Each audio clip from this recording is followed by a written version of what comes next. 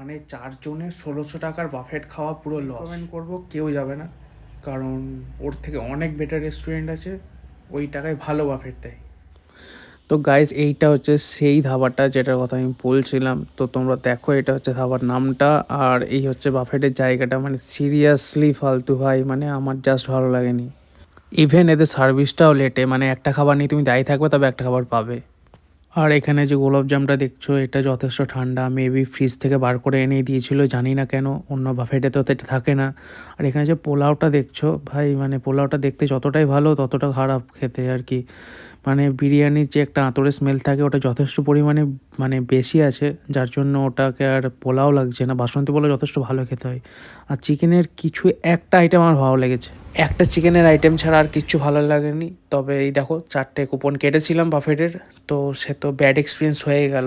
আর তোমরা দেখে নাও মেনুটা, প্রাইসগুলো। আশা করবো প্রাইস দেখার দরকার নেই ভাই, এই প্রাইসে প্রচুর জায়গা আছে, অনেক ভালো খাবার দেয়। প্লিজ ওগুলোতে যাও, সিরিয়াসলি বলছি। আমি তো একদমই যেতে রিকমেন্ড করবো না। আর তার থেকে বড় কথা হচ্ছে, আমি দেখো এরকম ভিডিও করি না, আমার কালকে খাবারটা খুবই খারাপ লেগেছে বলেই আমি করেছি।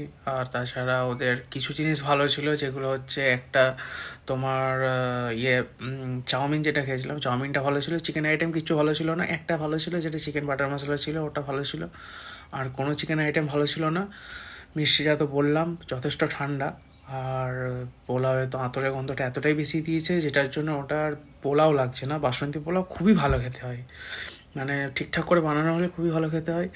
তবে ওটা ওই বিরিয়ানির এটার জন্য মানে একটু বিরিয়ানি বিরিয়ানি লাগছে। যাই হোক, ওতে দুটো চিকেন ফ্রাই দিলে হয়তো বিরিয়ানির মতনই বিরিয়ানি হয়ে যাবে।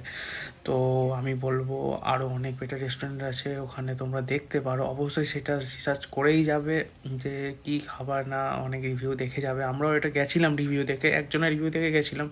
তবে আমি বলবো ভাই, জাস্ট ফালতু এক্সপিরিয়েন্স। মানে আমি এর আগে অনেক জায়গাতে বাফেট খেয়েছি, কোথাও এরকম হয়নি।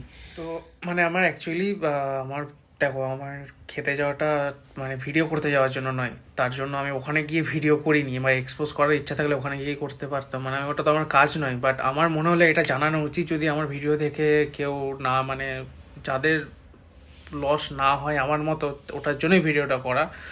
তো আমি একটা কথাই বলবো, ভাই তুই যে রিভিউটা করেছিস বা তুমি যে রিভিউটা করেছো, যথেষ্ট বাজেই করেছো। জানি না তুমি পেড প্রমোশন করেছো কিনা, বা তুমি কোনো কী জন্য করেছো। হয়তো তুমি আগে কোথাও খাওনি, ফার্স্ট গেছো বলেই তুমি ওইটা করেছো, মানে ওইরকম রিভিউ দিয়েছো। তোমার ওটা খুবই ভালো লেগে গেছে। বাট আমি যথেষ্ট পরিমাণে অনেক জায়গাতেই খেয়েছি বাফেট, তো তার মধ্যে আমার ওটা খুব বাজে লেগেছে। আর আমি একটা জিনিস দেখলাম ভাই তোর ভিডিওতে, মানে তুই যেভাবে দেখাচ্ছিস এর মাংস ঝুড়ে ঝুড়ে ঝুড়ে পড়ছে, ভাই বেশ ফালতু। মানে কেন, মানে এভাবে তো ভালো বলার কোনো মানে হয় না। তো অনেক ভালো রেস্টুরেন্ট আছে, সেগুলোকে ভালো। আমি আমাদের এই যে ফুড ব্লগার দাদা ভাইয়েরা আছে, তাদেরকে একটা কথাই বলবো, প্লিজ তোমরা ব্যাড ইনফ্লুয়েন্স করো না। ভালোটাকে ভালো বলো, খারাপটাকে খারাপ বলো, নাহলে তোমাদের দ্বারা অনেক মানুষ ইনফ্লুয়েন্স হয়ে খেতে যায়, বাট তাদের এক্সপিরিয়েন্স খুব বাজে হয়। আর তাদেরও তো টাকা লস করে তো তাদের লাভ নেই। তো তোমরা যেটা পেড প্রমোশন করছো, অবভিয়াসলি ভিডিও শেষে বলে দিও যে এটা পেড প্রমোশন, তাহলে তোমাদের ভিডিওটা লোকে অ্যাভয়েড করে যাবে। কারণ কারোরই লস করা তো তোমাদের কোনো অধিকার নেই। আর তবে হ্যাঁ, ওদের একটা জিনিস যেটা আমার ভালো লেগেছে, মানে দুটো আইটেম ভালো লেগেছে, সেটা হচ্ছে একটা চাউমিন, আর চাউমিন ছাড়া আর একটা ভালো লেগেছে স্টার্টারের, আর হচ্ছে ওই বেবিকর্নটা, ক্রিস্পি বেবিকর্নটা ভালো লেগেছে।